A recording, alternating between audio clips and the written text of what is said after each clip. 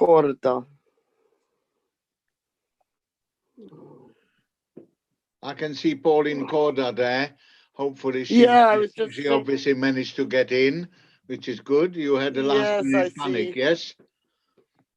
Yes. It's, yeah. Yeah. Look at all these people. It's good. Kirsten. I can't see you, Kirsten.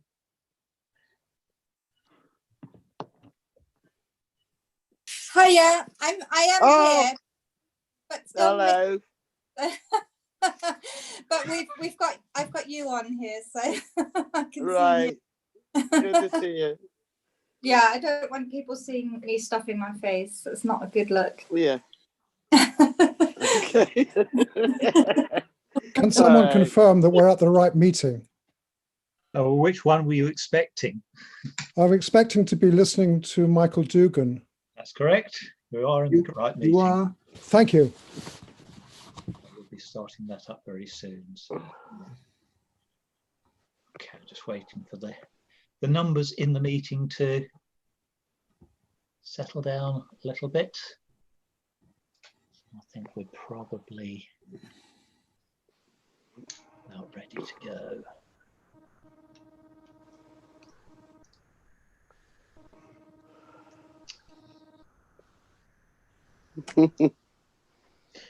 Okay, so I'm about to mute everybody and then hopefully unmute Michael. We're not expecting any unwanted interference, but just playing on the safe side. So go in there.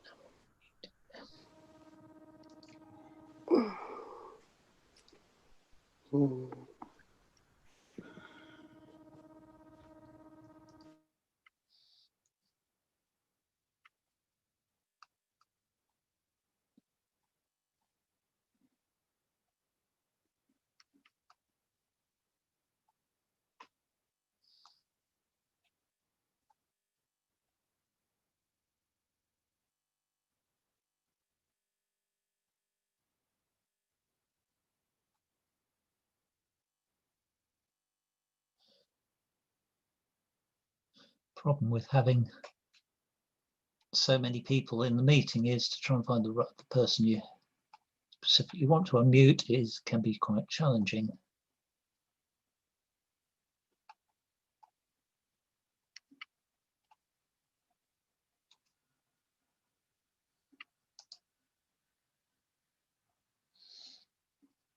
I'm hoping that Michael's still in the room somewhere. Michael, can you unmute and speak to me?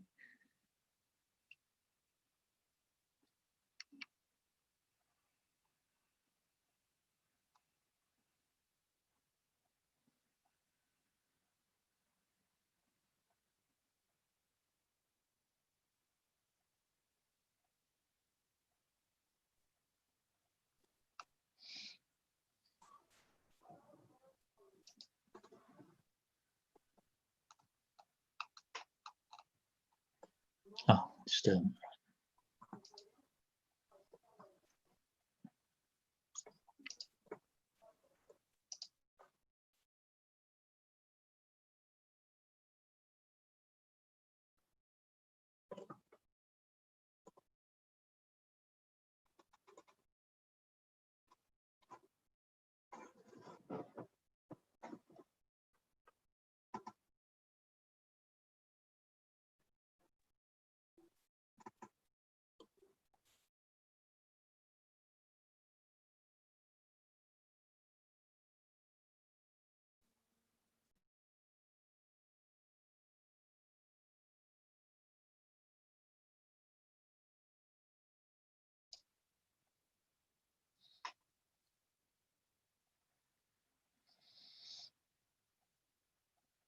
Okay, Michael's still in the green room, so hopefully he'll be with us and audible and visible very shortly. I can see you now, William. Got you. Excellent. Okay. Right.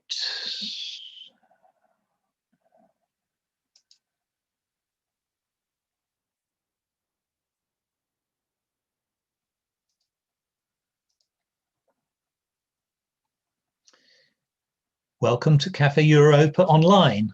This is a programme of the Hampshire European Movement to provide a point of contact for those of us who remain committed Europeans and to provide information on topical subjects. Tonight's talk will be recorded and will be available from our YouTube channel, where you will also find previous talks, and I'll put a link to that in the chat. If you enjoyed tonight's talk and you're not on our mailing list, you can sign up on our website, handsforeu.org, to be notified about future talks. You can also find other useful links on our website. After tonight's talk, we'll take a break for about 5 minutes before the question and answer. So please put your questions into the chat and I will read them out or invite you to. If you don't see a chat icon on your menu bar, you may need to hit more. So tonight we are honoured to host a distinguished authority on, amongst other things, the changing legal basis of the relationship between the UK and the EU. He graduated in law from the University of Cambridge, BA Hons in '96, PhD in 2001. He's previously worked as a lecturer in law at the University of Cambridge and at University College London. He was appointed Professor of European Law at the University of Liverpool in 2004, where he holds the Jean Monnet Chair in EU Law. Through his many broadcasts on a variety of media, I'm sure he will be familiar to many of you. Please welcome Professor Michael Dougan. Thanks very much indeed, William. And it's really lovely to be here at this online Cafe Europa event. I'm going to talk for probably about 30 minutes before we move on to questions after the short break. And the focus of my attention is going to be future relations between the EU and the UK.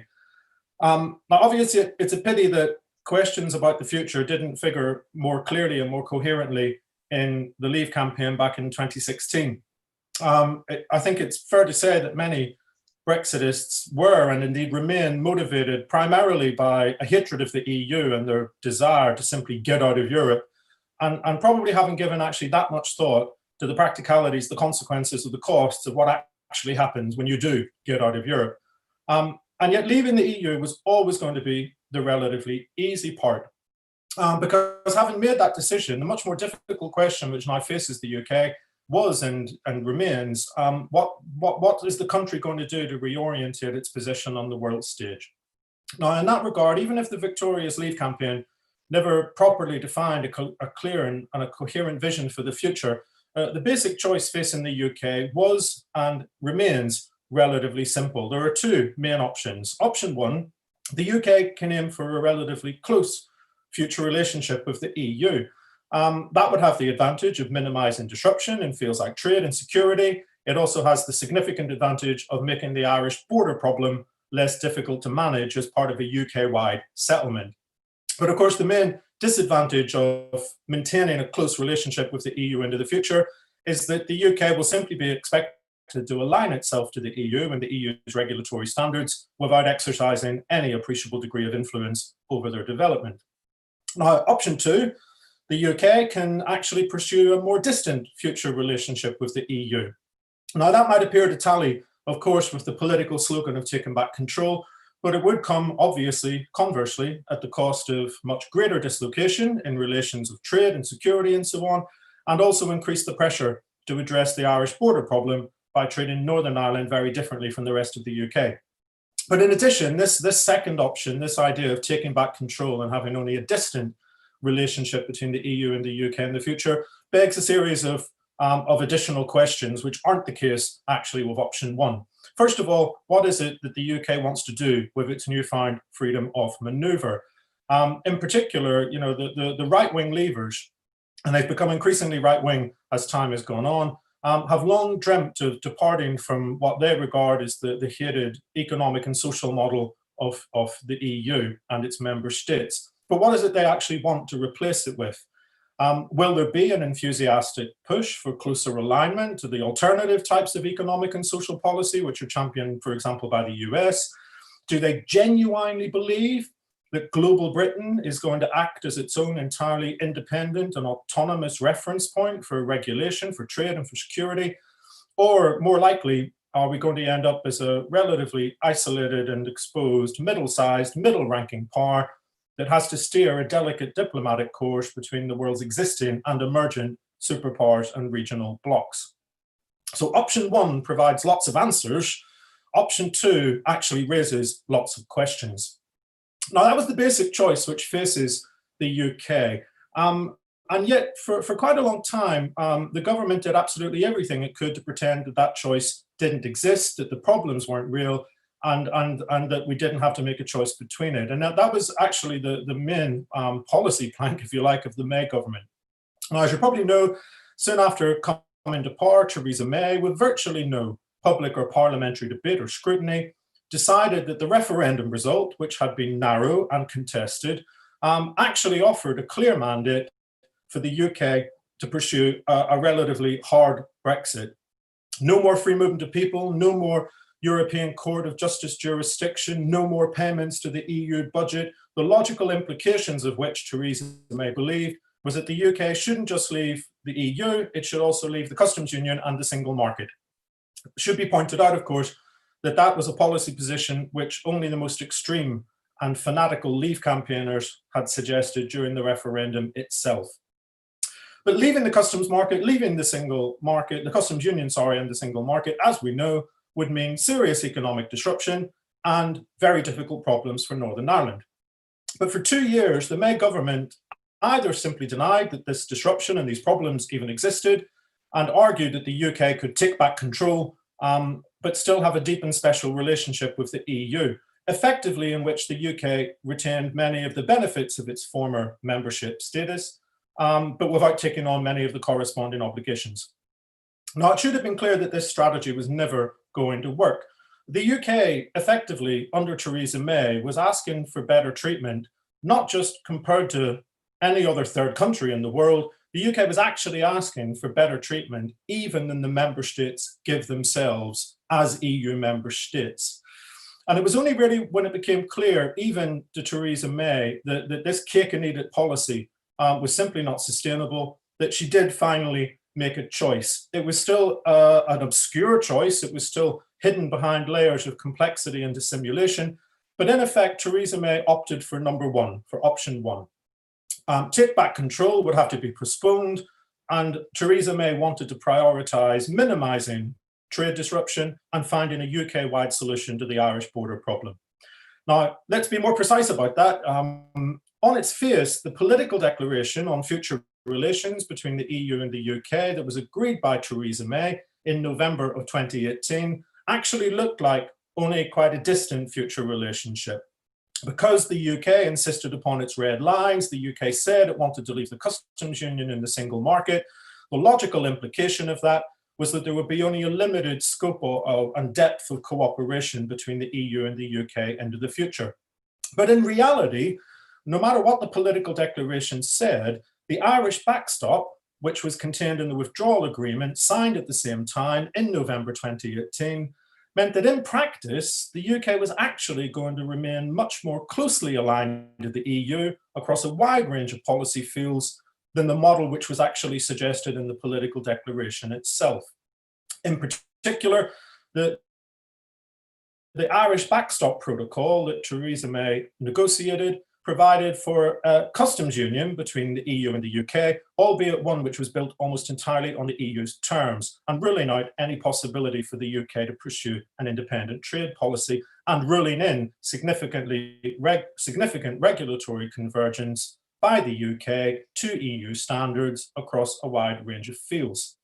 And given the fact that the EU had to consent to the termination or replacement of this customs union, it was the Irish backstop, rather than the political declaration, that would in fact be governing UK-EU relations for at least the foreseeable future and potentially for some considerable time to come. So on its face, Theresa May's deal looked like option two, but in reality, Theresa May's deal was much closer to option one. Now, the replacement of Theresa May with Boris Johnson radically changed the dynamics of this entire situation. As we know, there is a more than reasonable suspicion that what Boris Johnson actually wanted to do when he assumed office was to conduct a sham renegotiation exercise, blame the EU for its failure, and then leave the EU at the earliest opportunity without any negotiated deal or agreement at all. Now, if that was Boris Johnson's plan, and there's a slim possibility that it wasn't, but I think most of us can act safely on the assumption that that was his original plan, we know that it was effectively closed down by Parliament when it adopted the Benn Act, ruling out a no-deal Brexit according to Boris Johnson's do-or-die timetable. And that effectively forced Johnson to go to the negotiating table and seek meaningful revisions to Theresa May's withdrawal package that could then be brought back to Parliament for approval. Now, for these purposes, for the purposes of this renegotiation exercise, Johnson approached the whole task with a completely different set of priorities compared to Theresa May. He was genuinely committed to the Leave agenda of taking back control, genuinely distant future relationship with the EU as soon as possible. Because in Boris Johnson's eyes, the two great prizes of Brexit are the freedom to diverge from EU regulatory standards and the ability of global Britain to embark upon its own independent trade policy. Significant dislocation and disruption in existing trade and security relationships with the EU, the legal and economic segregation of Northern Ireland from the rest of the UK, these were simply the collateral damage that was to be paid in order to deliver the power to diverge and the power to sign independent trade deals. And so Boris Johnson did two things. He renegotiated the political declaration so as to dilute still further the ambition for future EU-UK relations, and he renegotiated the protocol on Ireland and Northern Ireland so as to ensure that the Irish border didn't stand in his way. Now, in particular, the revised political declaration, at least as concerns trade, basically boiled down to an aspiration to have no tariffs and no quotas on trade and goods. That's a useful thing to have, but it's still a pretty limited ambition compared to the relationship that the EU and the UK currently have. Because otherwise, there would be only limited cooperation to minimize customs, frontier checks and controls, only limited cooperation to address the much more serious and difficult problem of regulatory barriers to trade and goods, even more limited cooperation as regards the cross-border provision of services, and almost nothing on the mobility of natural people beyond, for example, visa-free holidays and possibly short-term business trips. But even the limited aspiration of having zero tariffs and zero quotas on goods meant that the EU insisted, and the UK accepted, that there should be important commitments to ensure a level playing field in fields like competition, state aid, employment rights, environmental protection. And the two parties also agreed in the political declaration that their future relationship depended on having an early satisfactory agreement on fisheries. And in that agreement, access to British fishing waters by EU vessels would be directly linked to access by British suppliers to the enormous European market. So that was the deal that Boris Johnson agreed back in October 2019. The political declaration was not intended to be legally binding or enforceable. It is a good faith expression of the parties' common political understanding that would provide the basis for subsequent formal negotiations. And of course, those negotiations could produce a very different agreement, or indeed they could lead to no successful outcome at all if the whole process simply falls apart. But nevertheless, this was the basis on which the EU and the UK signed the withdrawal deal. It was the basis on which Boris Johnson fought and won the 2019 general election, and it was the basis upon which the UK left the EU in January 2020. So I think we're entitled as reasonably honest and upright citizens to assume that it would indeed have provided also the basis for the actual negotiations about the future relationship between the EU and the UK. But of course, how naive we were. Within just a couple of weeks, literally a couple of weeks of the UK's withdrawal actually taking place, Boris Johnson publicly repudiated his very own revised political declaration on future EU-UK relations, making it clear that the government didn't even regard itself as morally bound to respect its own word, and that even the already distant ties which were foreseen in the political declaration were no longer distant enough for the new style Tory party. And indeed, when negotiations finally commenced, many commentators, myself included, but far from just me, many commentators across Europe simply quickly concluded that the UK government had no particular interest in its future relationship with the EU and wasn't really making that much of a serious effort to reach any meaningful agreement at all. For example, Johnson arrived at the negotiations simply reviving his now frankly tedious cake and eat it performance, making totally unreasonable requests for the UK to have full tariff and quota-free access to the single market, but without having any more than the most minimal level playing field commitments of the sort that you would expect to see in a bog standard trade agreement that doesn't provide for full tariff or quota-free access. More importantly, in a way, Boris Johnson simply ruled out altogether and categorically even considering extending the transition period. Now, the UK actually insisted upon the power to extend the transition period during the negotiations. The transition period, it was clear to everybody, would not be long enough to conduct and conclude complex, difficult, sensitive negotiations for a meaningful future relationship. And so the treaty included a power with a deadline of the end of June 2020 that the UK or the EU could request for the transition period to be extended by an extra 12 or 24 months so as to give more time for these negotiations to be conducted and concluded. But the UK simply refused under any circumstances to do so. And that was despite the onset of the COVID virus, the arrival of a global and national health and economic crisis, and of course, as we all know, now threatening the UK with a double disaster in January 2021. At exactly the same time as Johnson was undermining his own political declaration and making very little effort to conduct serious negotiations with the EU, we know that the UK government was also quite busy actively undermining its own revised protocol on Ireland and Northern Ireland, which is designed to prevent a return of a hard border across the island of Ireland and with it the threat to stability and peace. Now, this started, as I'm sure we all remember, with Boris Johnson systematically lying about what the protocol said in Parliament and in a series of public speeches, saying that under the protocol there would be no checks or controls of any kind on trade in goods between Northern Ireland and Great Britain, absolute rubbish, and that any EU paperwork could simply be chucked in the bin. But this rhetorical dishonesty, which is entirely typical, of course, of Boris Johnson, every time he opens his mouth, he can't help but lie. It's a natural and instinctive response for him. But it continued with more serious problems. First of all, there were serious delays in the UK's publication of its detailed plans for the full operational implementation of the protocol. This protocol is very precise, it's very detailed, but it's not entirely freestanding. And it does depend, first of all, on a whole series of decisions that need to be adopted jointly by the EU and the UK about how the border arrangements will operate.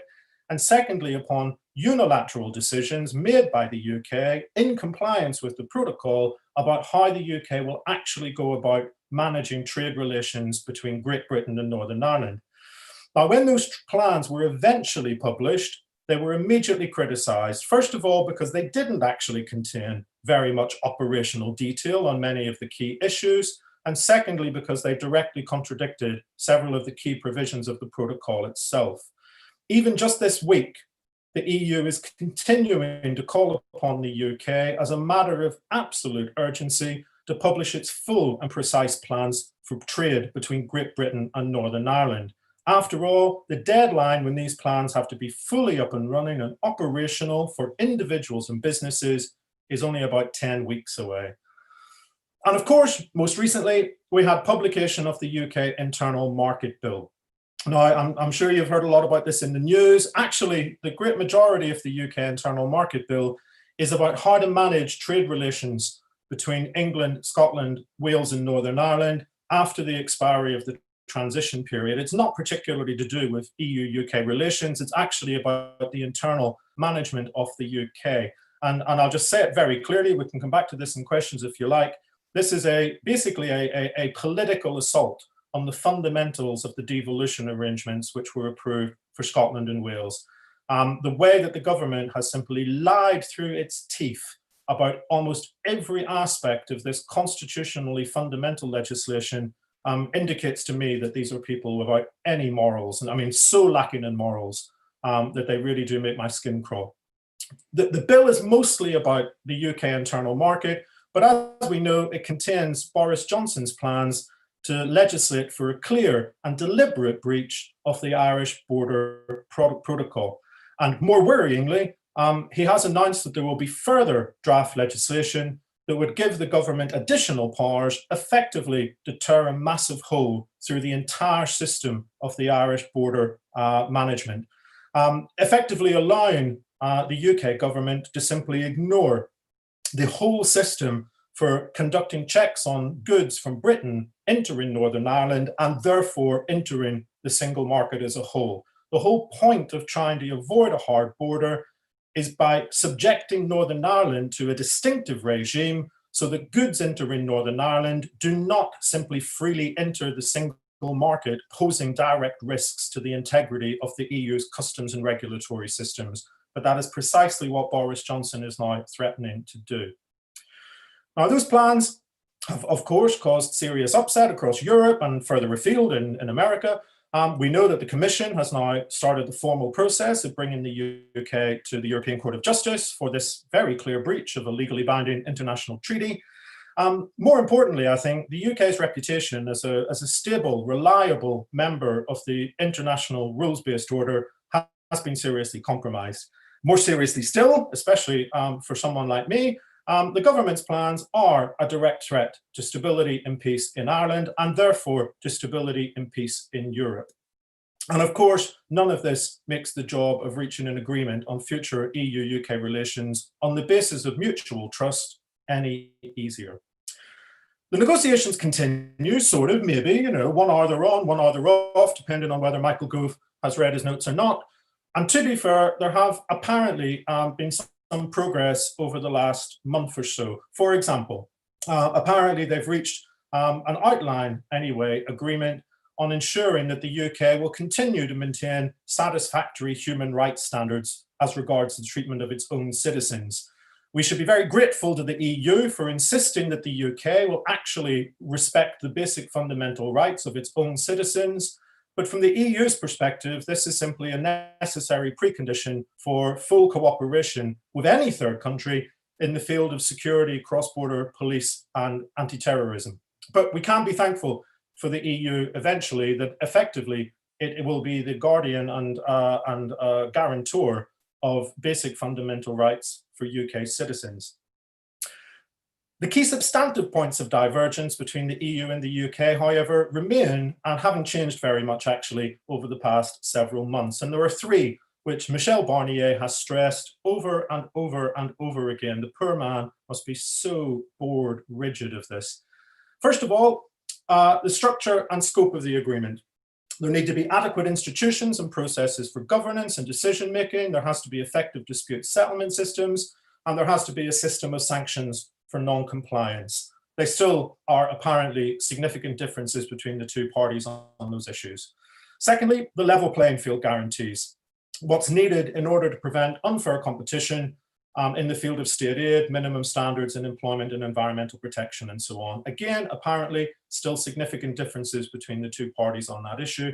And then thirdly and finally, UK fishing, access to UK fishing waters for EU fishermen linked to UK fishermen's terms of access to the EU market. Again, significant differences between the two parties.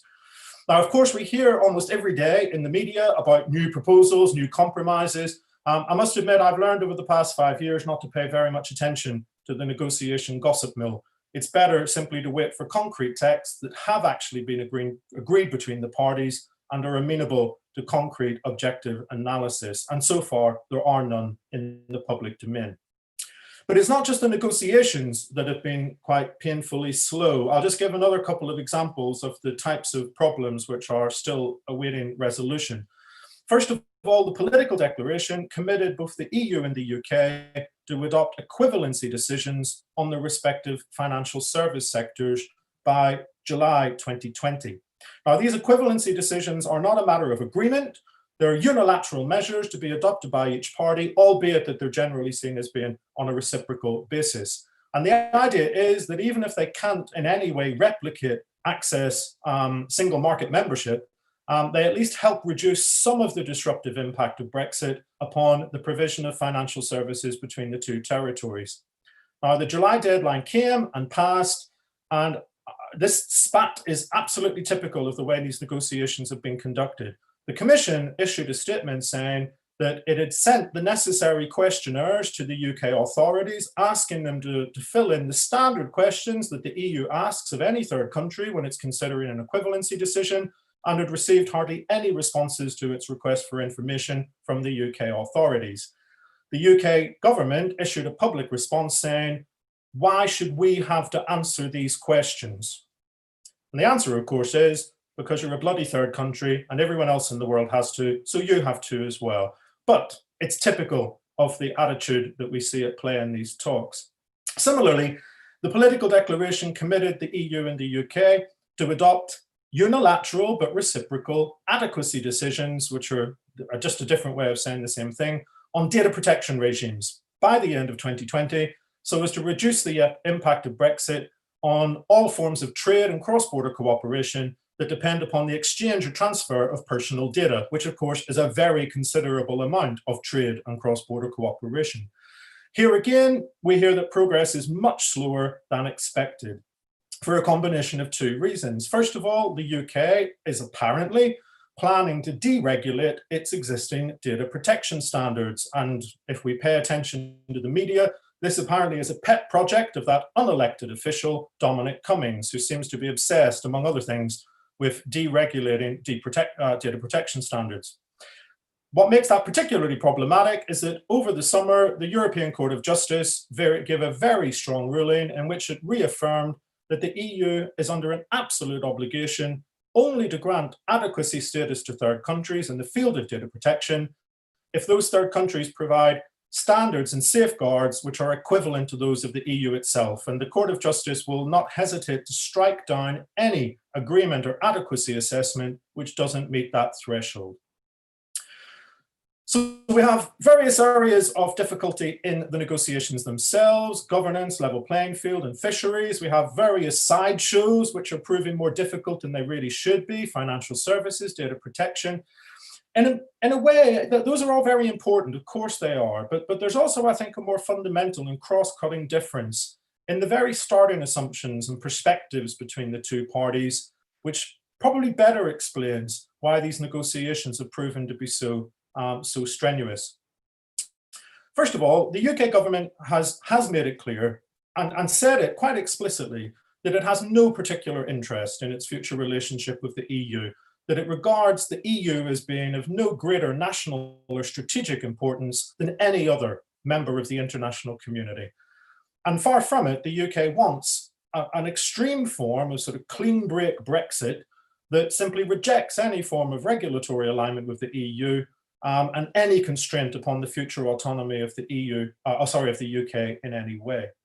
And yet, the UK repeatedly insists upon its status as a sovereign equal to the EU itself. Now, this is a very odd claim because the EU technically is not sovereign at all. The EU is not a state, it's not a federation, it's an international organization. It has no inherent sovereignty and it is not sovereign at all as a matter of international law.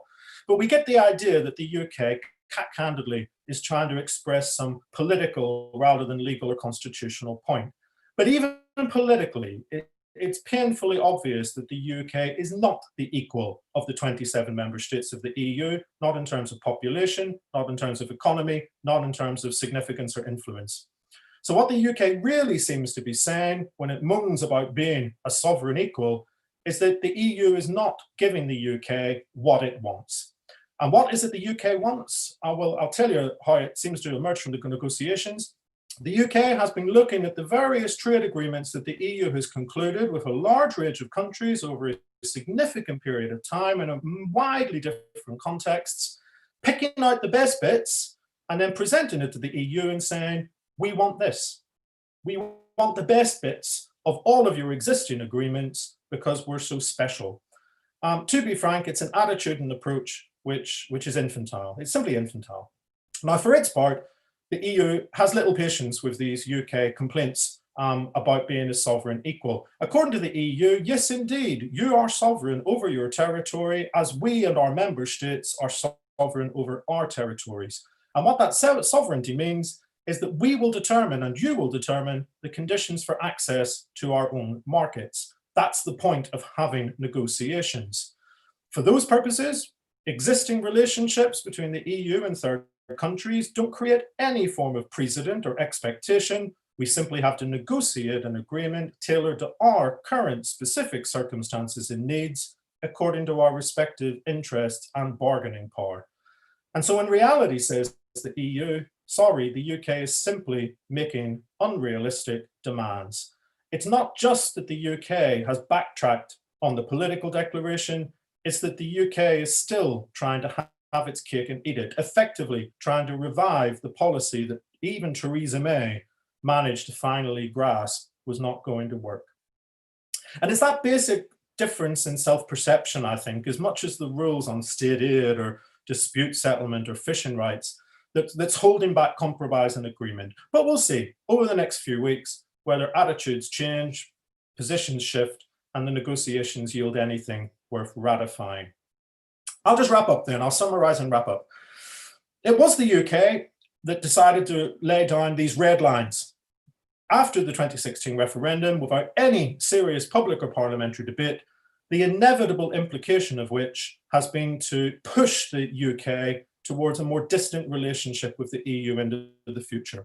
And indeed, the logical consequences of the UK's rhetoric of taking back control are a serious dislocation in existing relations with the EU across a whole spectrum of fields, and also the major problems in trying to avoid a hard border and a threat to peace and security in Ireland.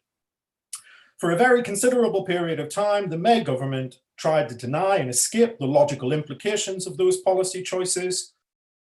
And it's fair to say that the Johnson government reformulated the UK's position in a way that was at least more internally coherent. That's the best that we can possibly say about the Johnson government's fundamental position. But the cost really of this internal coherence is that the Johnson government is driving headlong towards a serious rupture in relations with the EU, a far cry from the Leave promises that were made back in 2016. This is the type of relationship that only the most extreme lunatic fringe of the Leave campaign was arguing for in 2016. And crucially, this is true regardless of whether there is a deal or not. And I think that's the key point. This is true regardless of whether there is a deal or not. Even assuming that the UK is negotiating in good faith, and I still don't think we can make that assumption, but even assuming it's negotiating in good faith, it's still a possibility that these complex negotiations will be completed within the very limited time available. But even in that pretty optimistic scenario, if a deal is done on terms acceptable to both parties, ready to enter into force on the 1st of January 2021, it will involve such a transformation and downgrading of EU-UK relations that for many sectors and actors and individuals, there may as well be no deal at all. Really, there may as well be no deal at all. It seems just as likely, at least just as likely, that negotiating time will run out, the transition period will expire, there'll be no significant or comprehensive agreement in place, and the hard right Brexitists will have succeeded in procuring the hard Brexit that they have always wanted. Even then, if a deal does later emerge, later down the line, if a year or 2 or 3 years later, the two parties do manage to agree a more sophisticated relationship, it will mean that we have the double regulatory change, 2 major changes in regulation and legislative requirements, which is exactly what the transition period and the power of extension were designed to avoid. Theresa May had made it an absolute priority in her negotiations that there should only be one major change in the relationship between the EU and the UK, because two major changes would be so damaging to certainty, to business, and so on. And yet that's exactly the direction that we're currently heading in under Boris Johnson, entirely due to choices which were made by him and his regime. Whatever happens, major changes in status and relations are going to take place in the middle of a major public health and economic crisis brought on by the pandemic. This is totally unnecessary, piling one crisis on top of another crisis for purely ideological reasons. Now, there's an obvious and striking contradiction between Johnson's rhetoric about global Britain, the champion of free trade, and the reality of what this government is doing. It's poised to commit the single greatest act of economic segregation in modern history. Even besides the damage that will inevitably flow from the UK's decision deliberately to distance itself from the EU, that choice is going to have important consequences for the UK itself internally. For example, customs tensions involving Northern Ireland will only grow more important and more difficult the further that the UK drifts away from the EU. And to be frank, the same is true of trade relations between England, Scotland, and Wales as well. The more you drift away from an accepted standard, such as the EU rules, the more that you actually create internal tensions that you have to manage yourself. But most of all, we do have to ask the question, why is the Johnson government so fixated on having the power to diverge from EU regulatory standards, many of which are only minimum standards and never prevent a member state from having higher levels of protection? Why is it so fixated on having this power of divergence unless it intends to deregulate? It might well be that taking back control really is just an exercise in nationalist political rhetoric and there's nothing behind it at all.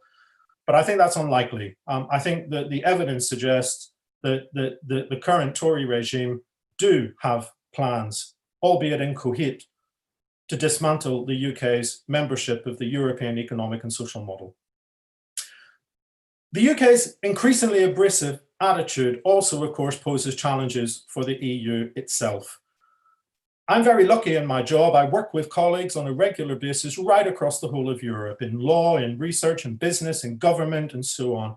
And the verdict, I have to say, is unanimous and utterly damning. Everybody simply finds it unfathomable that such a fundamentally important set of relationships as those between the UK and its closest friends, allies, neighbours, and partners in Europe have been so seriously mismanaged and indeed so seriously damaged by this toxic combination of ideological antagonism and total incompetence. And this is the type of damage that can take years, indeed a generation, to repair. In the meantime, the EU has to really prepare itself, I think, for the risk of an aggressive competitor right on its doorstep, actively undertaking market deregulation and encouraging social dumping, and constantly engaging in attempts to undermine the political unity and solidarity of the member states. Even looking beyond the current generation of Tory politicians, and believe me, I do this on a regular basis, if only to pass the time, the further and the harder that the UK drifts away from the European norm, the more difficult it will be for a future administration more sympathetic to close relations or indeed renewed EU membership to deliver that alternative policy vision. But in the meantime, we do have to continue firmly locating this debate about future EU-UK relations within the wider geopolitical landscape, which is currently affecting the whole of the developed world. Because the UK Tories are now full converts to the cause of hard-right, post-truth populism in international cahoots with their horrible allies, such as Trump and Bolsonaro. Until the present crisis passes or recedes, the EU and its many friends across the world are effectively acting in existential defense of liberal social market democracy. And that's a point that we should never let drift from our minds. Conversely, though, it must be quite worrying at the moment for the Tory hard right to see the prospect that Trump, their main international ally and supporter, upon so many of their dreams hinge or depend, might well soon be out of office. Please, might well soon be out of office. And if and when that happens, delinquent Britain might well find itself even more exposed on the world stage than it is at the moment, as the US attempts to rebuild positive relations with the EU and other responsible supporters of the rules-based international order. So it might well be that taking back control as an isolated, middle-sized power in the middle of a double crisis, at least partly of its own making, is what we're looking forward to in 2021. But I don't remember Boris Johnson ever putting that on the side of a bus.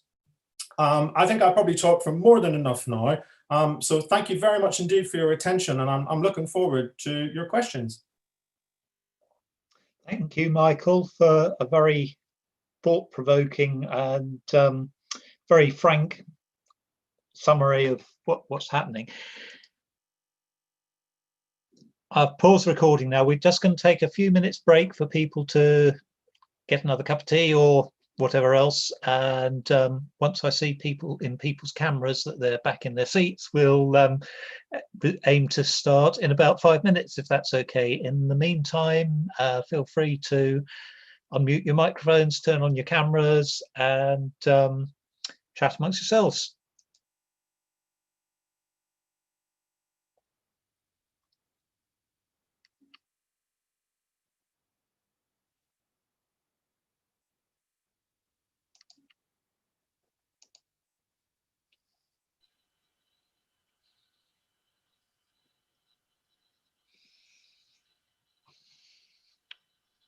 And I should say, if people can continue adding questions to the chat, we've got some quite good ones lined up already, but the more the better. And Michael has certainly looking forward to taking and responding to the questions that people ask.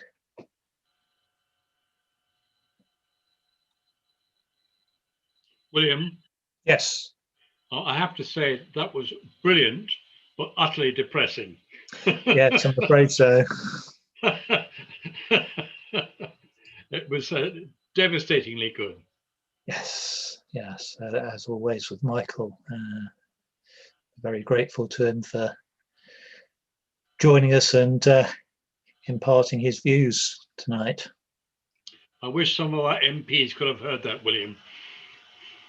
Well, it will be available on YouTube, so you can direct them to it.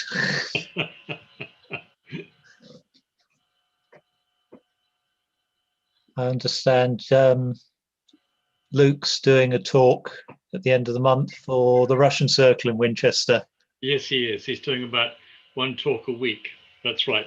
But he's got a very interesting article tomorrow, William, on Lebedev and Lebedev's friendship with Boris and Lebedev's parties as well, etc. And it's quite a devastating expose, put it that way. Right. That's in The Guardian, is it? Or I think it's tomorrow. Yeah. I've seen an advance copy. I will look out for that. We'll try and make sure we post that up in the HEM forum as well. Well, I rely every day on John Crace. It's the first thing I do as a parliamentary sketch writer. He's devastatingly funny on Boris and Dominic and people like that. It kind of makes my day. Sometimes more funny, sometimes more devastating. Both. That's right. Chris Hammond, can you hear me, William? Can, yes. You mentioned that it's going to be on YouTube. Yes. What do we put in? Just the name of the Zoom talk? I did put the link in for our YouTube channel up near the top of the chat. So if you have a look up there, I'll try and remember to do it again at the end. But that's lovely, because I'd like to send the link to that to some German friends. I'm in Germany at the moment, and they certainly would like to hear that, because I think Michael Dougan's put that very, I'd say, succinctly, the whole scenario. Thank you very much. Indeed, yes. It might. Hopefully, I will get the edited version of it up tomorrow. For tomorrow, I don't think there's much to edit tonight. It's all gone fairly smoothly, and yeah, and it's just so depressing. I mean, wonderful to hear him speak, but as someone said, depressing. Yes. And we've got to do something about this. You know, we've got to try and stop it. I'm not convinced that we can. No, well, I think, you know, having spent 5 years trying to stop it, yeah. I have to ask myself the question, if I'd done nothing at all, could it have been any worse? And realistically, I don't think so. Yeah. The interesting thing, William, is that Boris is coming apart in the northwest and northeast. He's lost so many friends in the last fortnight. Mm.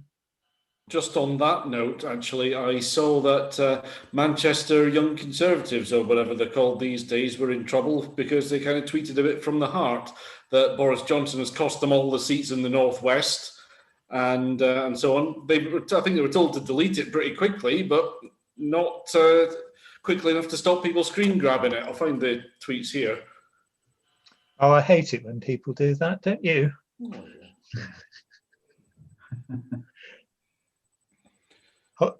William, could I come in for a moment? Yes. Yes.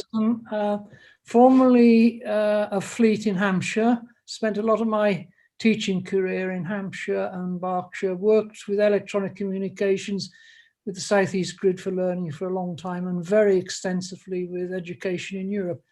And because of those links, I found myself in a position where I took up a lot of the friendship offers of jobs and consultancy across Europe and gravitated to a little place up in the mountains in Austria, where we're now living. We will have been here 3 years at the weekend. And from my perspective here, there is still a tremendous amount that we can be doing to keep the friendships and relationships with the rest of Europe going. There will be a day when that's going to be necessary. And I've got a feeling that it's not a good place back in the UK at the moment, and people might actually begin to think, or I recognise they are thinking, there's nothing we can do about it. I don't go along with that 100%, because I think we've got to still be talking, we've still got to be working. I think there are things that can be done in the medium to longer term, but I don't think there's a great deal that can be done to change the direction that things are going in the short term, unfortunately. But you might be interested in some of the recordings of previous Cafe Europa sessions that we've had. We did one on the Erasmus programs, focusing on their potential for exchanges and building relationships between countries in Europe. We had another one on the potential of twinning as a way of maintaining relationships as well. So yeah, we've covered a few areas around that. Looks like most people are back now, so just waiting for Michael to reappear, and there he is. So I'm going to resume the recording. So we'll leave the microphones and so forth open at the moment, although perhaps best if you mute them unless you're going to say or invited to say something. So I'm going to run through some of the ones in the chat. Milan, yours was the first question up. Do you want to unmute and put that to Michael? Good evening. Mine was probably the most provocative question. I've opened the questioning so that others come in, and we've had many, many questions. But I want to know from Michael what he thinks, what the benefit of Brexit would be for the UK and for the EU, come deal or no deal. There must be some, surely. Okay, thanks very much. It's a very good question, and I'll give a provocative answer.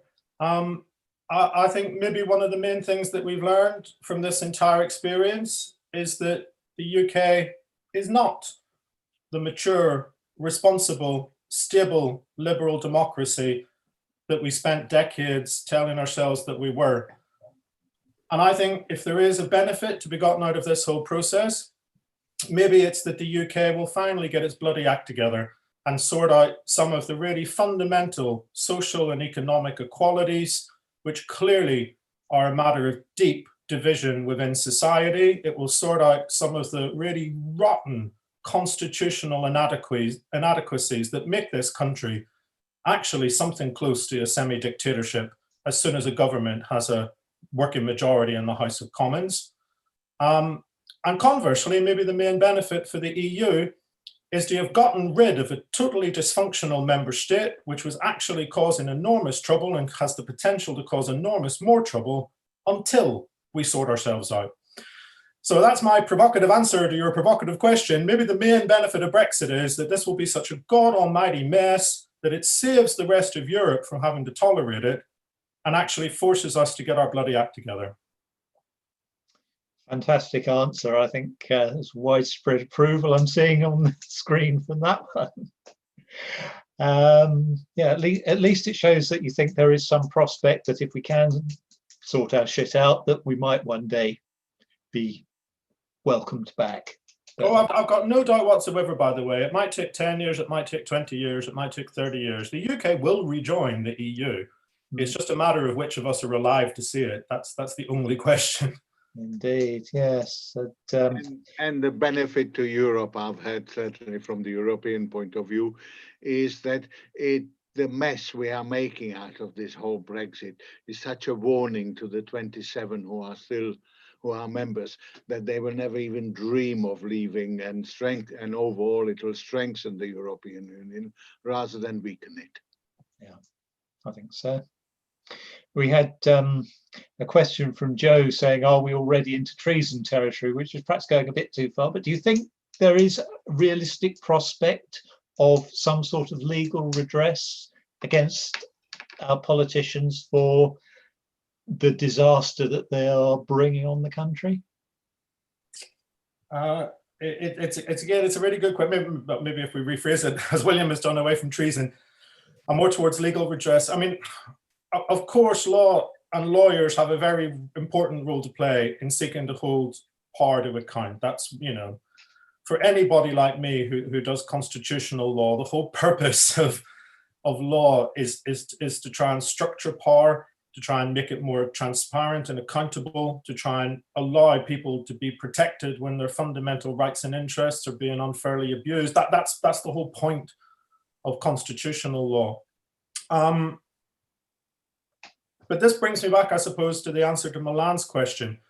The UK constitution, such as it is, has depended for generations upon the idea that politicians basically behave themselves. They basically subscribe to a certain set of morals and values that, even if you can have differences as extreme as a Thatcher and a left-winger, you know, nevertheless, they subscribe to certain basic fundamental values about how a liberal democracy should operate. And the UK constitution has operated on the basis that all of these polite, lovely people will respect those standards.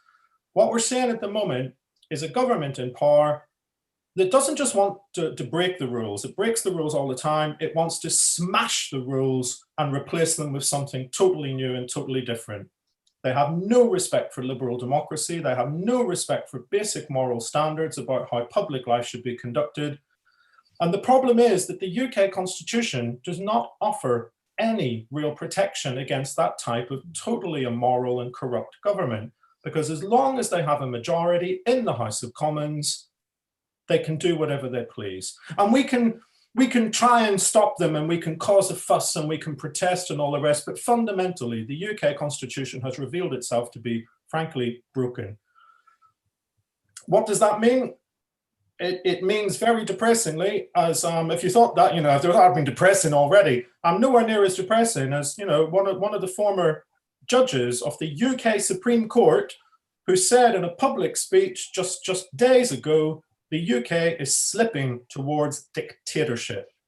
Can you believe it? Can you believe that a former judge of the UK Supreme Court publicly says that this country is sliding towards a dictatorship? It's just beyond comprehension, huh? It's beyond comprehension.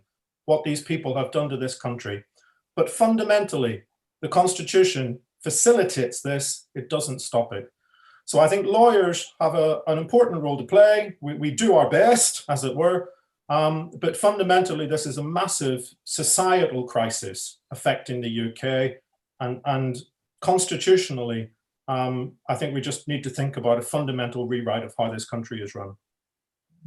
As somebody said not long ago, when Orwell wrote 1984, it was supposed to be a warning, not an instruction manual. Al-Medina had a question. I hope I've pronounced your name somewhere near right. Do you want to unmute and ask your question yourself? Hi everyone. Yeah, Hello. you said the name quite right. I was wondering what measures could the EU or even Ireland take if the UK has no operational plan for the Irish border by 2021? Is that sort of end of trade or end of business for Ireland?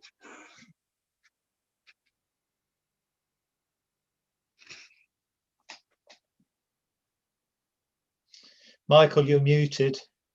Oh. That's fine. I was making some notes. Sorry. Okay, so it's a really, really, really good question, and I'm afraid I can only sketch out what the possibilities are. I have no particular insight into what the official thinking might be. I think we should expand your question slightly, Al-Medina.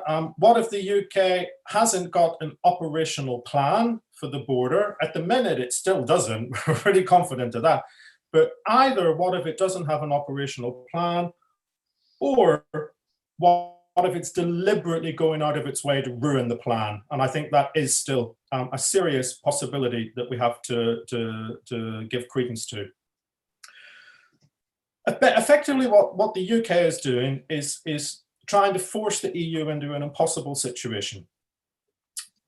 Either the EU can allow the customs union and the single market to be compromised by the UK. In other words, it can allow UK and third country goods via the UK to flood into the single market and the customs union as if there was no effective border, as there is everywhere else across the union and every other member state. Unsafe goods, illegal goods, no taxes being paid, fraud, smuggling, all the rest of it. Northern Ireland basically becomes a smuggler's and a fraudster's paradise, the full back door wide open into the single market.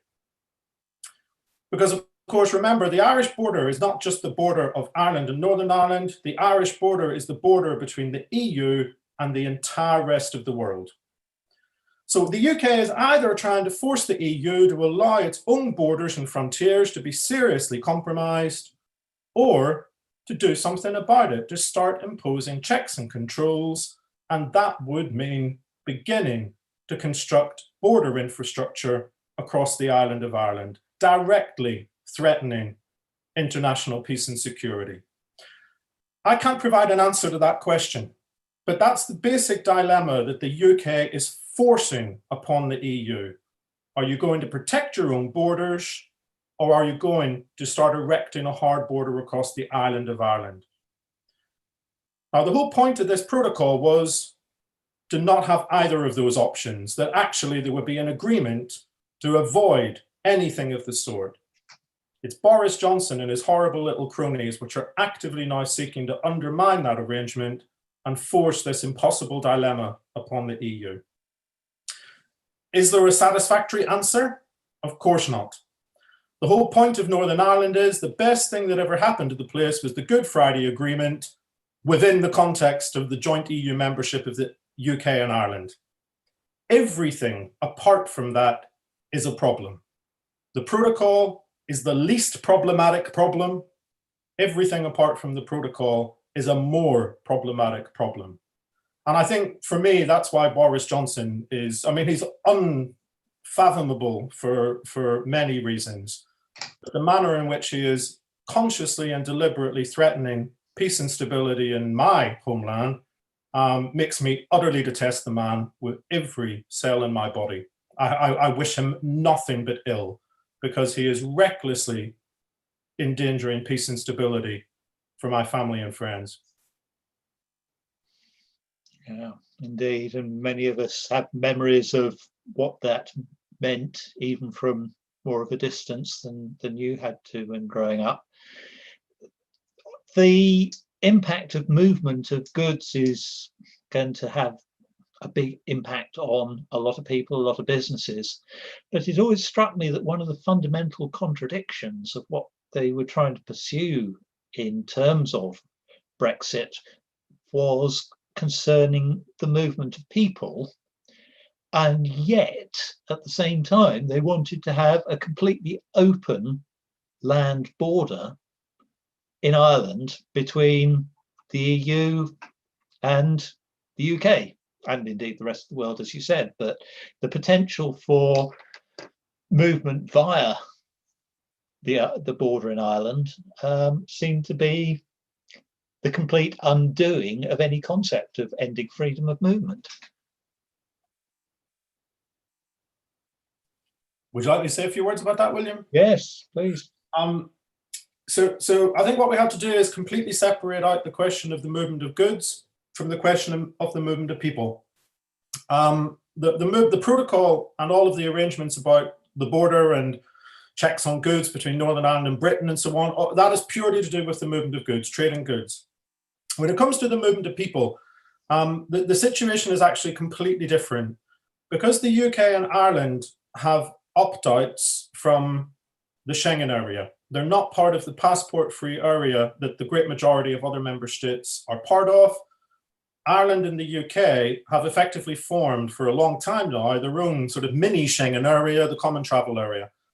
So Ireland and the UK do not carry out passport controls systematically between themselves, but they don't participate in the EU's passport-free zone, and they don't apply the EU's common rules on border controls either. So actually, resolving the movement of people was a purely bilateral issue between the UK and Ireland. It had actually not very much to do with the EU at all.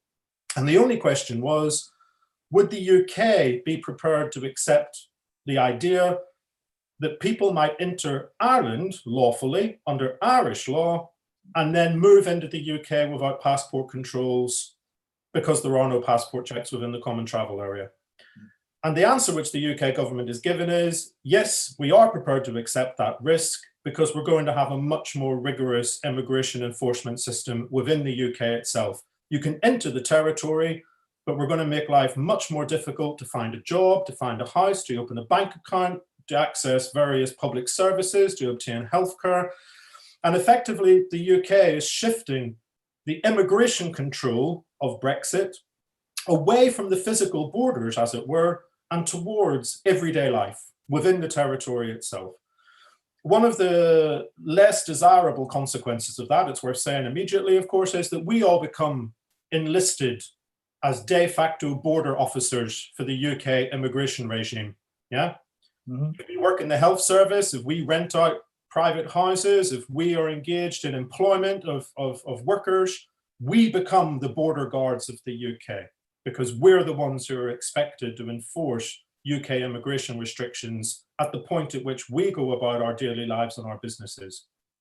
But in terms of the border between Ireland and the UK, it's a bilateral issue. The UK has accepted that people can enter Ireland under Irish immigration rules and then enter the UK without further controls. And it's not really that much to do with the EU itself. Okay, thank you for that. Rose had a question. Rose, if you're with us, do you want to unmute and ask that? Yeah, thanks. Thanks for the talk, Michael. It was really, really good, but depressing. So in terms of where we are now, there's a lot of showboating going on, obviously, and a lot of blame game going on. What are your views on what the Tory government will actually do when disaster hits everybody hard and fast in January?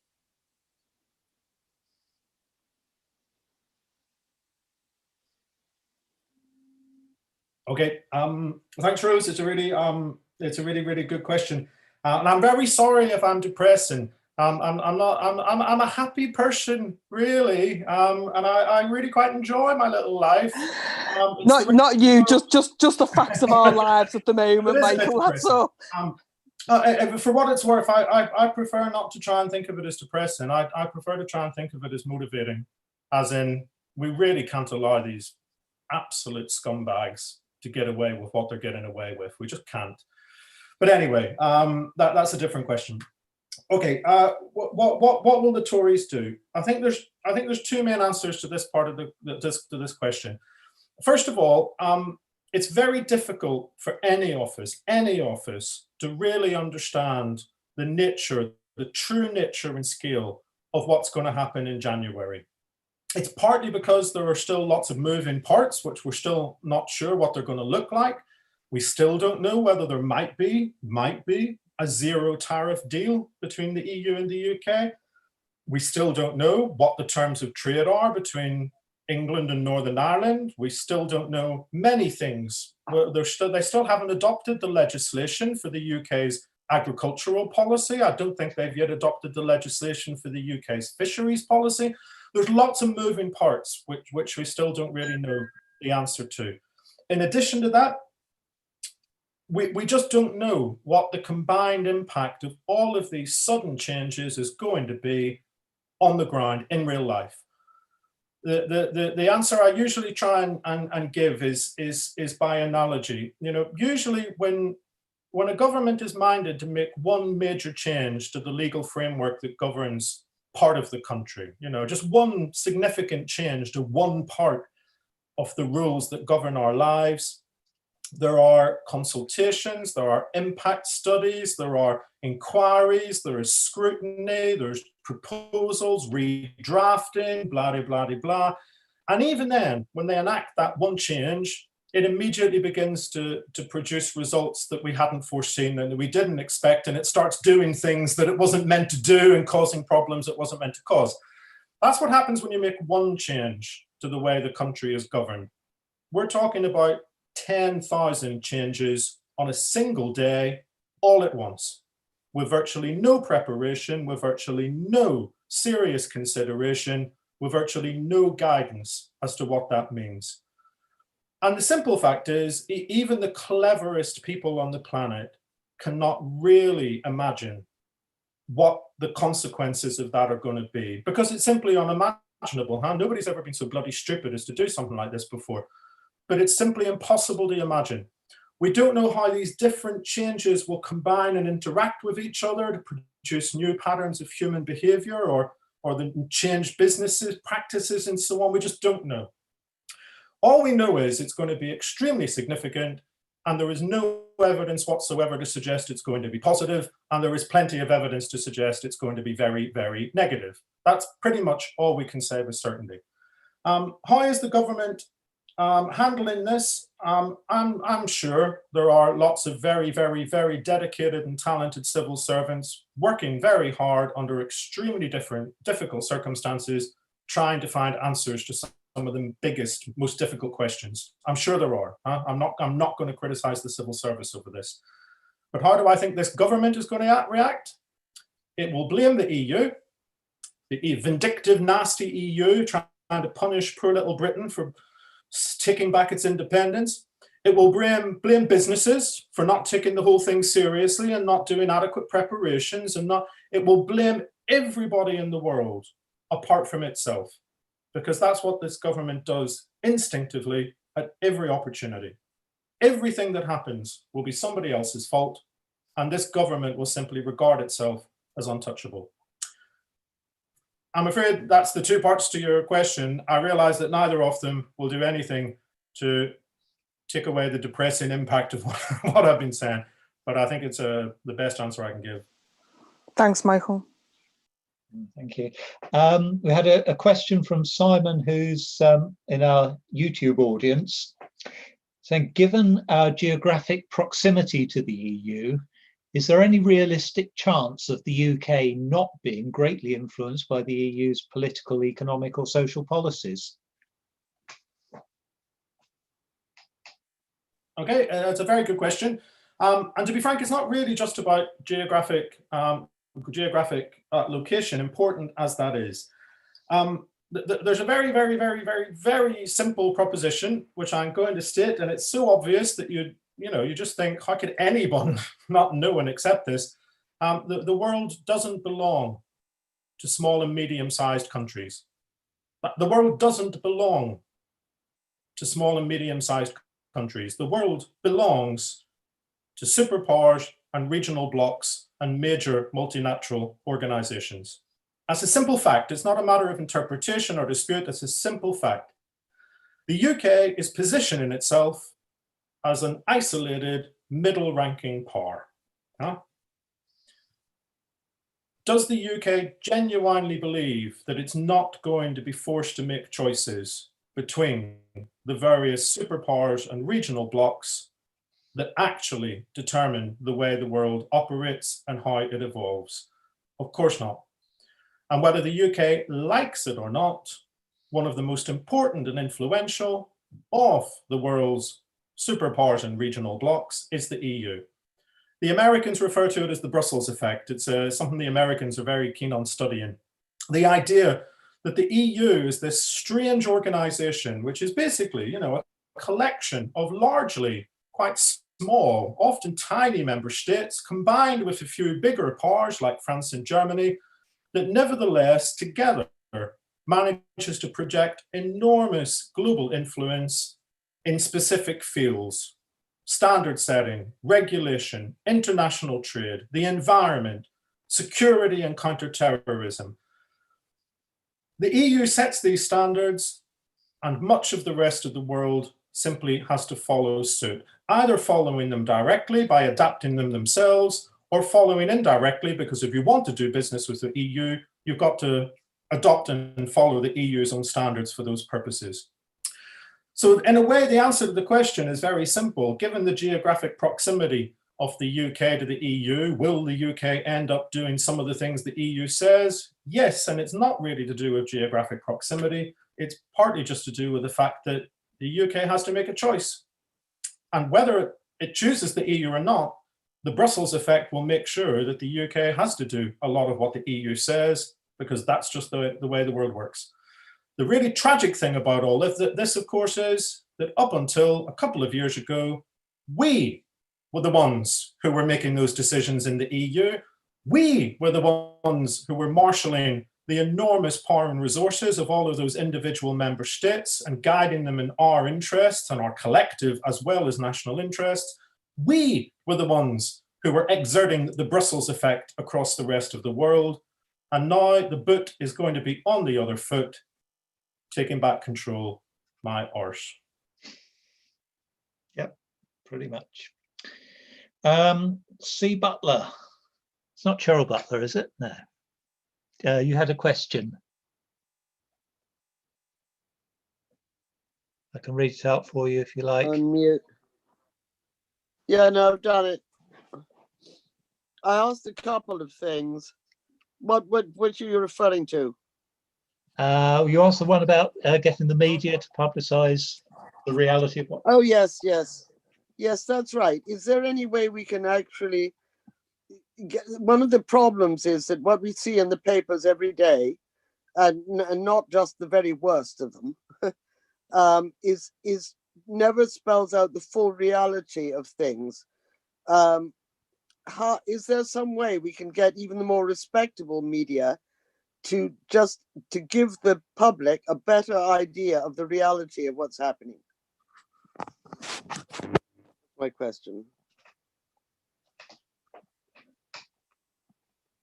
Okay, it's a brilliant question. It's an incredibly important question. I think it's a very difficult one for someone like me to answer because I don't work in the sector. I don't have any particular knowledge or expertise of how the media works. All I can do is sort of maybe share in and go a little bit further than the assumptions which seem to underpin your question. I'm constantly either horrified at worst or disappointed at best by the UK media's handling of these issues. I have to say, I often sit there watching Newsnight or whatever, thinking, if I feel horrified when they talk about, the one issue in life that I know a lot about and think, God, this is just absolutely awful. The next one are the people who know something about the health service sitting there thinking, oh my God, this is absolutely awful. Are the people who are talking about Russian relations sitting there thinking, oh my God, this is absolutely awful. And actually, is it just that everything the media does is absolutely awful? It's just that most of the time we don't know enough about it to tell the difference. Anyway, I can only agree that the media coverage of this is woefully inadequate across the board. But maybe on a on a more positive note, I don't think we should just be relying on other people to do our job for us. And I'm going to say something which some of you might find a little bit uncomfortable here, but it is true. I think we need to learn something from the success of UKIP. Because what did UKIP do brilliantly? UKIP created a grassroots, individually driven movement that turned into a mass movement without the media. Now, the media came later, the Filthy Express and so on joined in later. But actually what UKIP demonstrates is that a group of committed individuals who actually are prepared to give up their time and energy to help, now I'm going to rephrase it to our purposes, not the UKIP ones, to help people understand the issues better, to actually get involved in trying to make a difference on the ground by changing minds and building support and informing people better and helping with the education that frankly the media doesn't do, actually can make an enormous difference.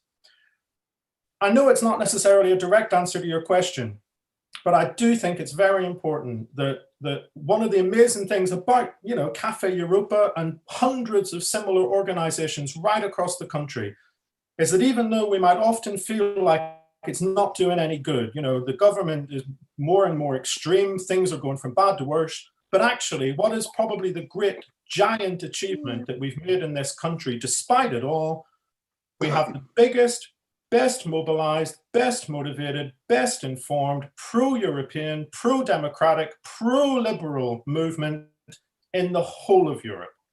And that's actually a really important and considerable achievement that we should feel really proud of.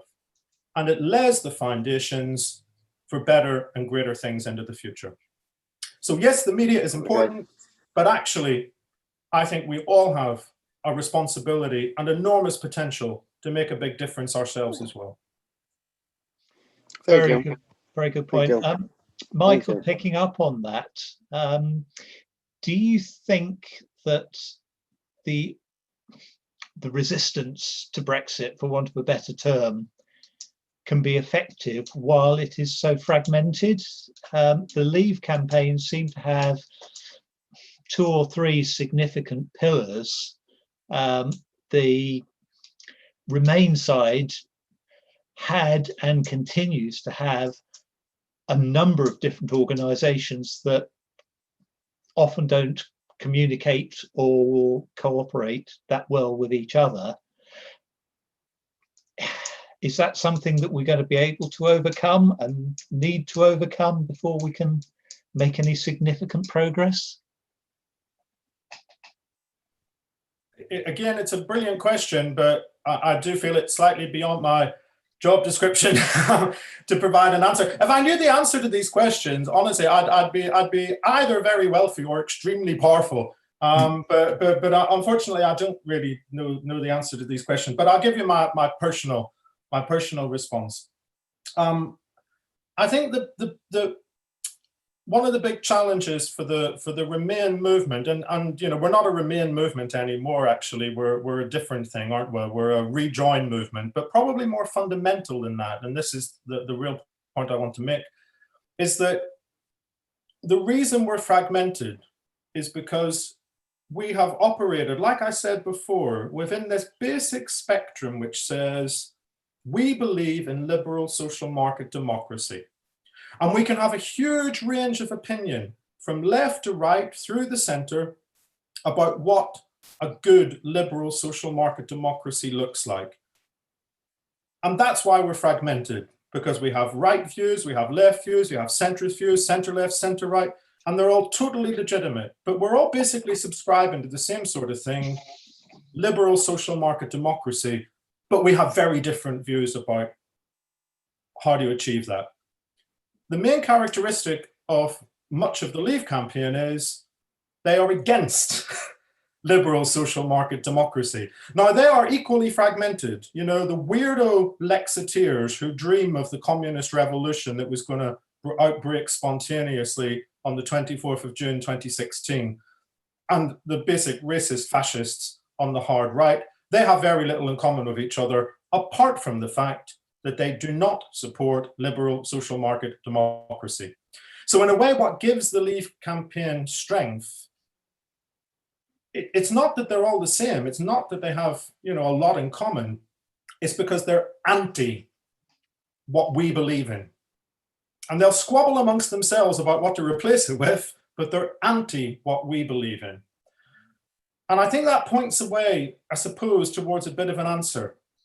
I think when you're faced with an existential threat, you know, when you have your Supreme Court judges saying we're slipping towards a dictatorship, I think then there comes a responsibility on all of the people within that spectrum, left, right, right, centrist, to basically say, we are facing an existential struggle here for the basic values that we think we should define our society by.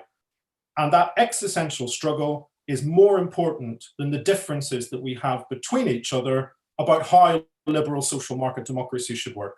Because to be frank, if we lose the liberal social market democracy, we all lose. It's not just the left or the right or the center that loses, we all lose. That's not much of an answer, but it's basically to say, I think our big weakness is that we have allowed the antis to come together to attack the basic fundamentals of what it is that we believe in. But the converse then should be that our main strength is that if we recognize the existential threat that this poses, we, I hope, remain a much bigger and more powerful movement than the antis are. But we need to recognize that. Yeah. I'm going to try and pick up the pace a little bit because the funnel of questions is growing much faster than we're shortening it. So do you have any sort of time you'd like to finish by, Michael? Okay, we'll keep going for a bit, see how we do. So a question is, what do you think will be the impact of a Biden win in terms of the government approach to EU relations and agreements? Okay, a very good question, and I'll try and keep it a bit quicker. Making it a bit quicker, of course, means that I might say things which are not as nuanced or qualified as I would normally like to, but you'll have to make alliance. I wasn't urging you to hurry up. I was only going to try and hurry up myself. I'll try and be for your sake. Okay, so what is the UK at the moment? The UK, the Johnson government, is basically the little poodle trailing along behind Donald Trump and his international movement of post-truth populists. What will happen if you decapitate the head of the serpent, which leads that international movement of post-truth anti-democratic populists? Suddenly, the little poodles don't have quite so much protection and shelter anymore. If we end up with a Joe Biden, who is, by his nature, I hope, and I think from what I've seen, committed to the international rules-based order and restoring America's position as one of the main pillars of the international rules-based order alongside the EU, then we can expect, we hope, that EU-US relations will take a turn for the better. And conversely, the UK will find itself rather more exposed on the international stage as the little delinquent state that no longer has its Trump model and protector to hide behind. So it might well be that a Biden election produces quite a significant dynamic, obviously on US-EU relations, but also poses some interesting challenges for the UK, precisely by highlighting the degree to which medium-sized states do not run the world.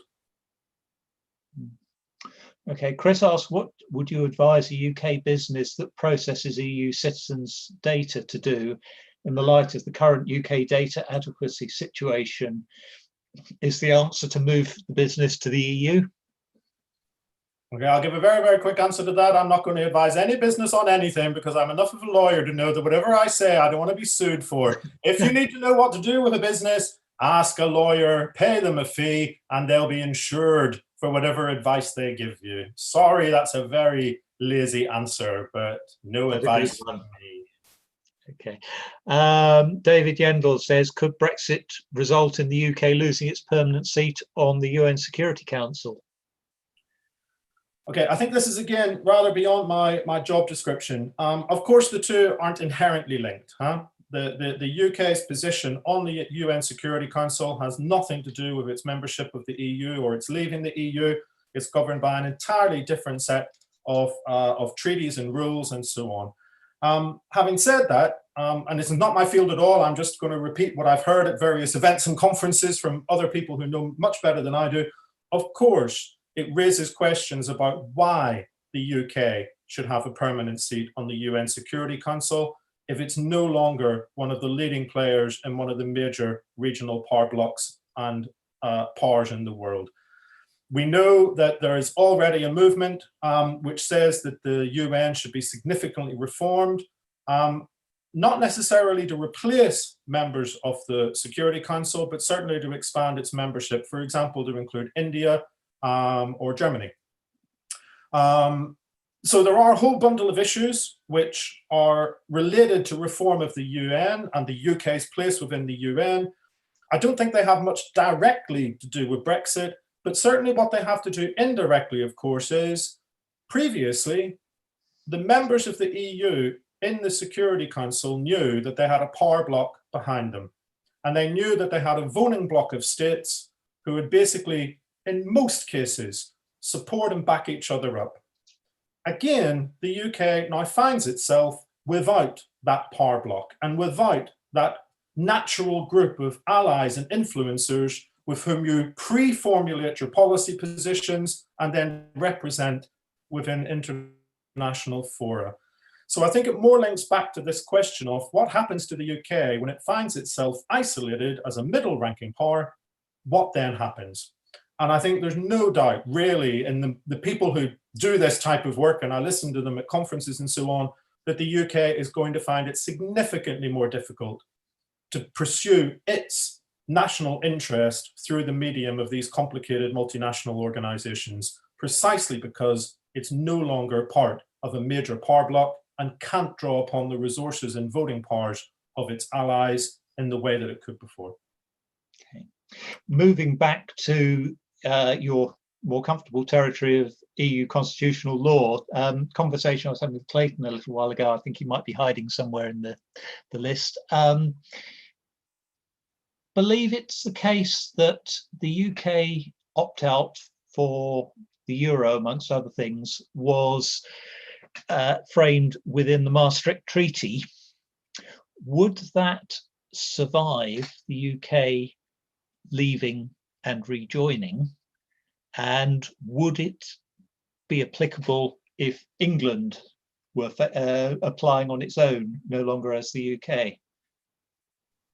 Very, very, very, very, very interesting question.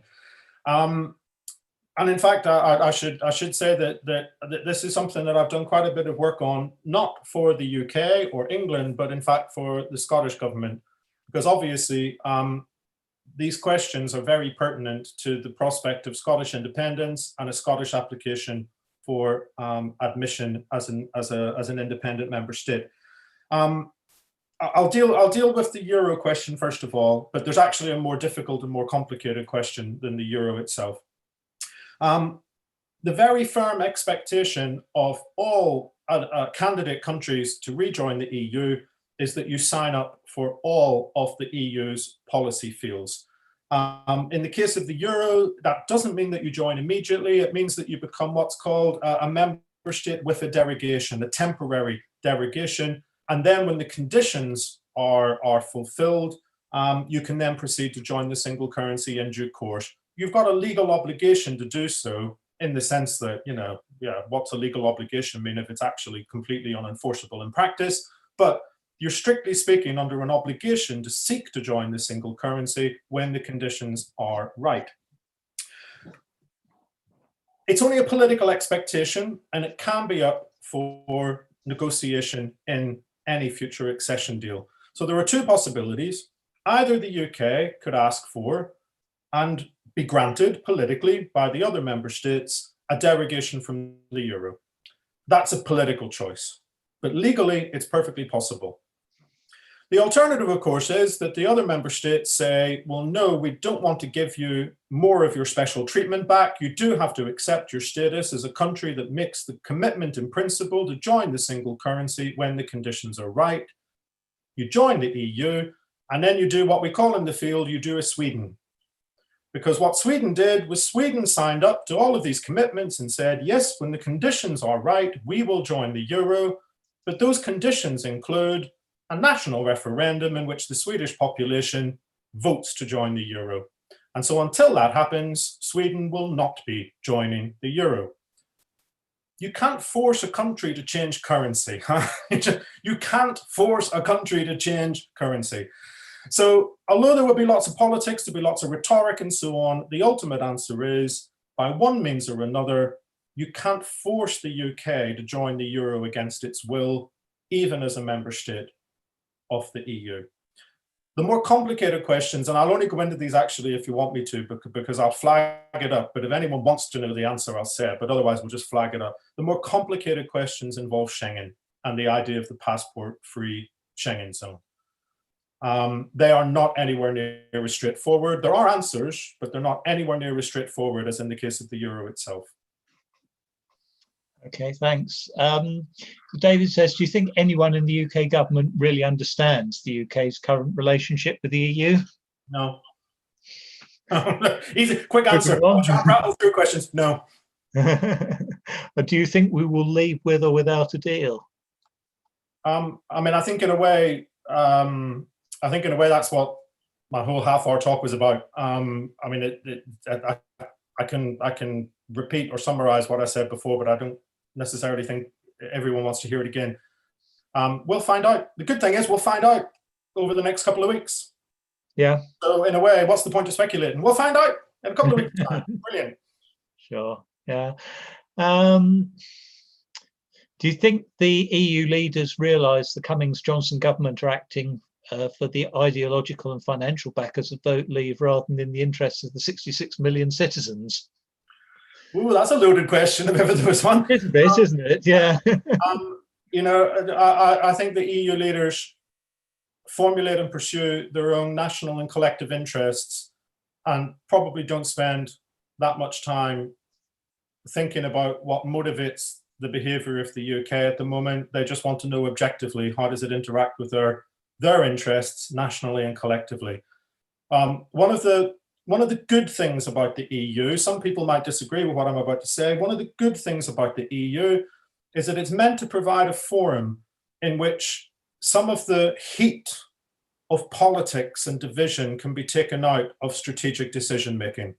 Because you get around that table as 27 national leaders of the 27 member states, and you have to dispassionately think, what do we do here to resolve these problems?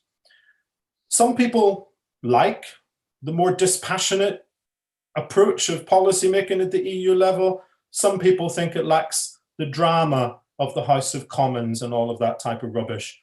I actually prefer rational, cold, objective, informed, evidence-based policymaking that will not destroy the lives of millions of people than the stunts and play acting of the House of Commons. But I think we can be quite sure that the EU leaders are not thinking particularly about whether Cummings is pulling this string or whether Cummings is pulling that string. They're making cold, rational calculations about their national and collective interests. And in my book, that's what they should be doing. And a more cold and rational question, with or without equivalence, will UK financial services survive? Is the City of London on its way out? Okay, again, the question's phrased in a way which is essentially empirical, and it's not really for me to say whether yes, of course it will, yes, of course it will. Life will be more difficult, profits will not be as high, businesses will relocate to Dublin and Amsterdam and Paris and Frankfurt, things might not happen that could have happened otherwise, things will stop happening that happen currently, But in fact, you know, a lot of the economic research into the UK's relationship with the EU and the impacts of Brexit point to one very significant conclusion. In many respects, the City of London is going to be fine. The big losers of Brexit are going to be the manufacturing bases in the North and the Midlands, which are actually significantly more integrated into the single market than the City of London is. The City of London is essentially a global resource. It's not just a European resource, it's a global resource. It might be dented, it might be tarnished, it might lose some things that it currently has, but it's essentially a global resource. And so it's not the City of London, frankly, that I'm worried about looking into the future.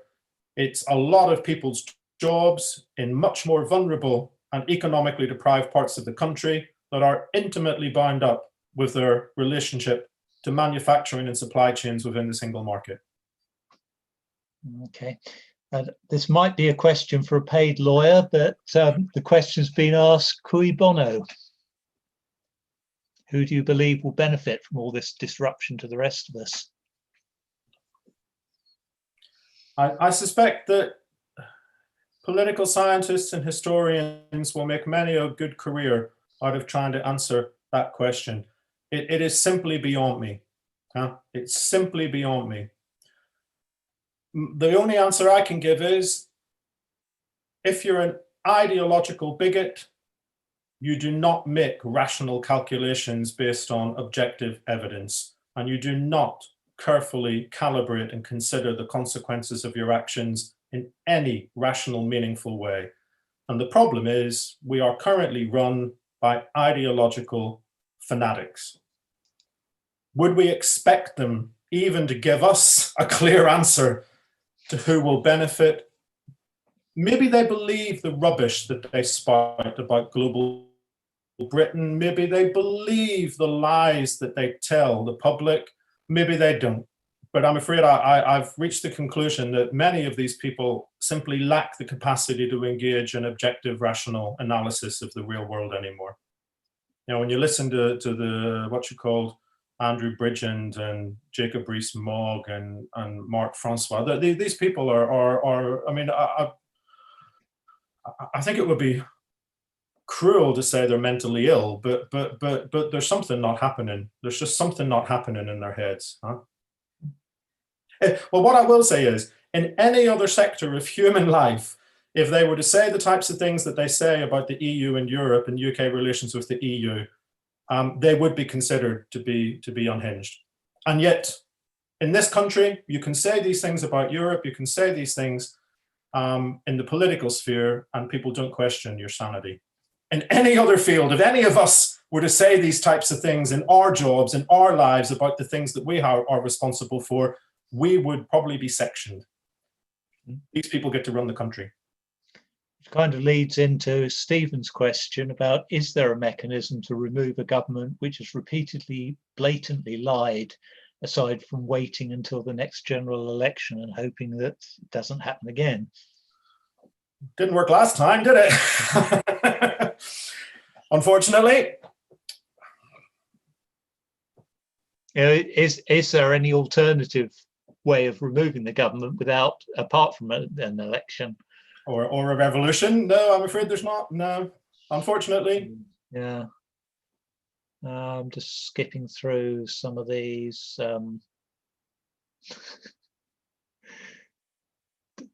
Somebody's saying, David Allen Green said something a few years ago about how constitutional law is supposed to be boring. You in any way concerned by how exciting you're finding it at the moment? That's a very good question, actually. I have to say, I'm very, very, very nearly finished my horrible book on Brexit. And I'll be quite frank, as soon as that book goes to OUP, probably in December, I am not working on the UK anymore professionally. I'm an EU lawyer. The UK is now a third country, and my job is to analyse and understand the EU as it is, as an organisation and as a legal system. So me and the UK professionally part company in December. From a personal point of view, of course, I will still maintain a very keen and active interest and level of activity in all of these issues.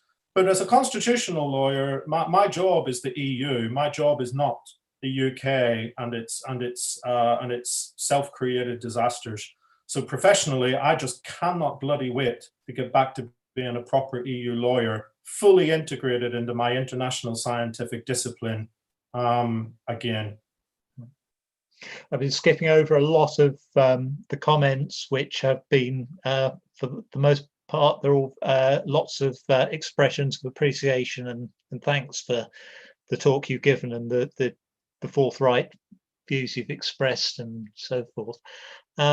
Brenda's asked, is there any chance of trade talks resuming in, say, June 2021, when the catastrophe that is Brexit is obvious, or we have a domestic change of approach? And the answer, of course, is yes. The EU and the UK are going to have to talk to each other quite a lot about lots of things for a very long time. And we can assume that if there is no particular trade agreement in place by January, that they're going to have to start talking about one again in the near future. And of course, if and when a Labour government or a Lib Dem, less likely of course, but a Lib Dem government or a Lib Lab coalition or whatever takes power, they might well want to have a different understanding of the EU-UK relationship and go back and talk again about how relations should be structured. Brexit is never going to end. You know, anybody who thinks Brexit is done or Brexit got done or Brexit's getting done or whatever really is living on planet cuckoo. This is about a long-term structural change in the UK's position in the world and in its internal power structures. And the reverberations of that are going to continue indefinitely. Mm-hmm. Question from Ted in Switzerland. UK constitution is based on gentlemen's agreements. Since that norm has been broken, what's the way forward, or are we heading towards a latter-day version of 1789?